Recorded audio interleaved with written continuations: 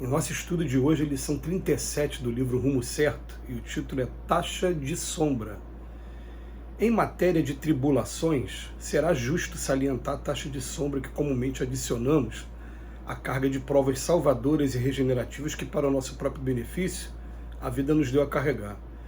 A rebeldia é sempre condição negativa e, em se manifestando conosco na forma de inquietação desnecessária, é dos piores corrosivos da alma, frustrando-nos recursos de realização e oportunidade, serviço e tempo. Referimos-nos, sobretudo, ao sofrimento criado por nossas próprias atitudes de não aceitação diante da vida. Reflitamos nisso, podamos as aflições que se nos amontou em torno das dificuldades naturais. Teremos renascido na Terra com determinado problema físico ou psicológico? Se o admitimos por lição amiga ou controle edificante, para logo se transforma em bênção de auxílio, ao invés de persistir conosco por impêcio a complicado. Provavelmente no mundo teremos recebido parentes difíceis. Se o abraçamos à conta de companheiros destinados a experimentar-nos a paciência e a ternura, para breve se transfiguram em tesouros de sentimento. Sofremos doenças.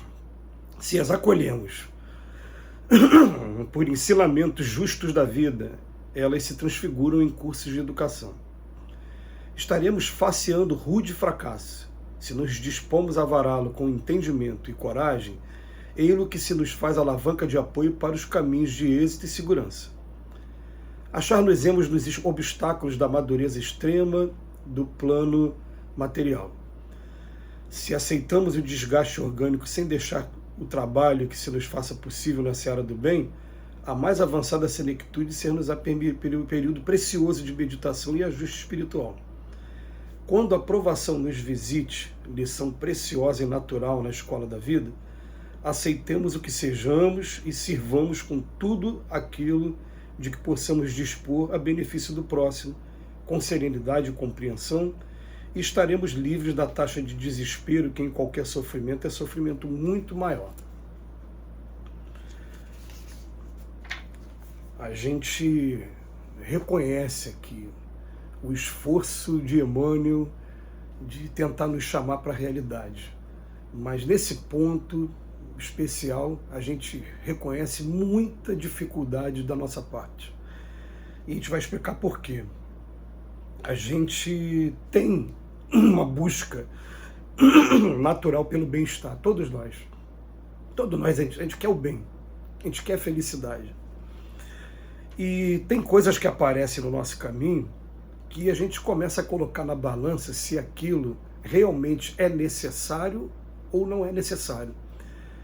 E daí a gente precisa de muita oração, a gente precisa de muito contato com o nosso anjo da guarda, para a gente ter essa certeza de que se é necessário ou se não é.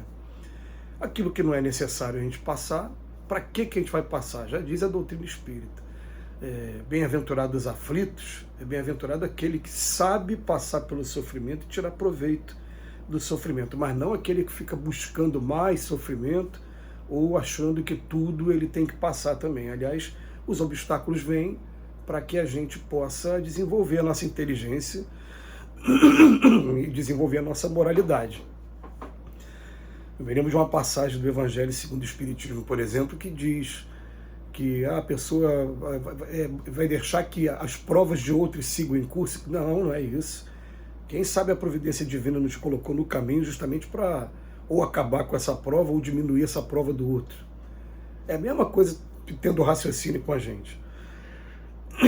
Então, no primeiro momento, a gente vai ter uma dificuldade, sim, em identificar o que realmente eu tenho que passar e o que, de repente, até me dando a liberdade de falar, não, nesse momento eu não quero passar por isso, não. Então, o que eu puder evitar, até se for um aprendizado obrigatório que eu tenho que passar, daqui a pouco a lei de causa e efeito vai me pegar na curva de novo, como a gente faz aí, fala no jargão popular. Vai chegar para mim de novo. O que é nosso chega no momento certo para a gente.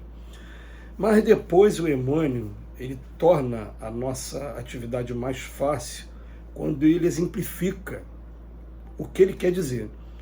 Antes disso ele fala que a rebeldia é sempre condição negativa, pode trazer muito problema para a gente, tudo bem.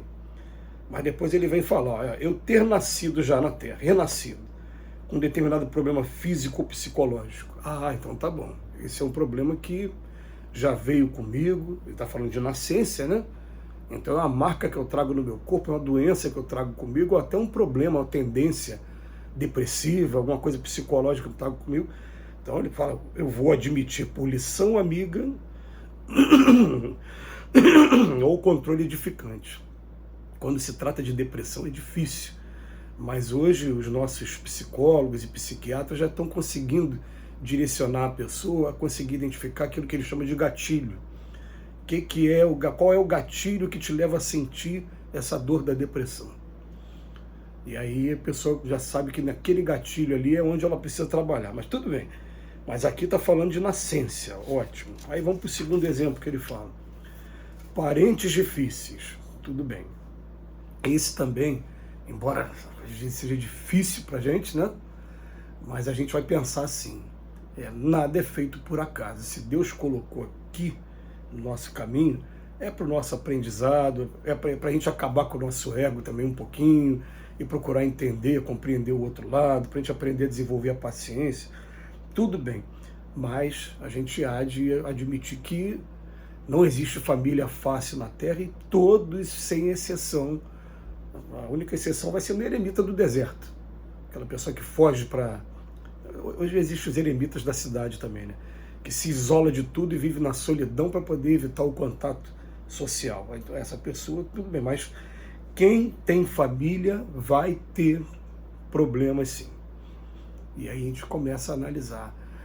É um trabalho gostoso de se fazer, tá? É um trabalho que a gente já se propôs a fazer e sempre que aparece a oportunidade, mas o que acontece é que naturalmente a gente faz esse trabalho meio de tolerância, de aceitação e de perdão, mas por falta de afinidade a vida acaba colocando muitas oportunidades que se afasta daquela pessoa que tem uma conduta muito contrária à nossa.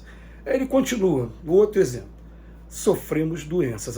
Ele tinha falado da doença que apareceu na nascença, agora está falando da doença que pega a gente de surpresa. Pegou, se as acolhemos por ensinamentos justos da vida, elas se transfiguram em cursos de educação. Com relação ao tema doença, então, a rebeldia pode fazer um estrago muito grande, a falta de conhecimento também pode fazer, porque quem não conhece pessoas que falam assim, se eu descobrir que eu tenho uma doença grave hoje, para que eu vou sofrer? Eu acabo com a minha vida logo. E a pessoa fala isso sem conhecimento, normalmente não tem religião, são os nossos amigos que se declaram ateus, todos respeitáveis dentro do ponto de vista deles, e todos também merecendo nossa amizade, mas é a posição dele. A gente vê que a rebeldia pode fazer estrago. Depois ele fala pra gente, um rude fracasso, aquele empreendimento que você lutou a vida, né, despendeu energia e deu errado. Se nos dispomos a vará-lo com entendimento e coração, ele é a alavanca para outros caminhos. Muitos empreendimentos que marcaram a humanidade são resultado de vários outros que saíram do fracasso. E a cada fracasso se estuda de novo, então é perseverança. Esse aqui é fácil da gente entender. Aí o último, madureza extrema do plano material. Obstáculos da madureza extrema. A pessoa está passando uma situação material bem difícil. Se aceitamos o desgaste orgânico sem deixar que o trabalho se nos faça possível na seara do bem, a mais avançada senectude ser-nos-á período precioso de meditação e ajuste espiritual. Então ele vem falar aqui do desgaste orgânico quando a gente chega na velhice por conta da madureza nossa extrema no plano material, quando a idade realmente chegou para a gente. Também é outra dificuldade que a gente tem aqui pela vida. Ele fala, quando a provação nos visite, lição preciosa e natural da vida, aceitemos o que sejamos e servimos com tudo aquilo que possamos dispor. É uma mensagem maravilhosa do Emmanuel, é uma mensagem para a gente estar lendo sempre e que essa mensagem possa ecoar para que diante das nossas dificuldades, principalmente desse último exemplo da senilidade, quando a gente ficar com bastante debilitado e precisando das pessoas, a gente saiba aceitar e aprender também. Que Jesus nos abençoe hoje e sempre.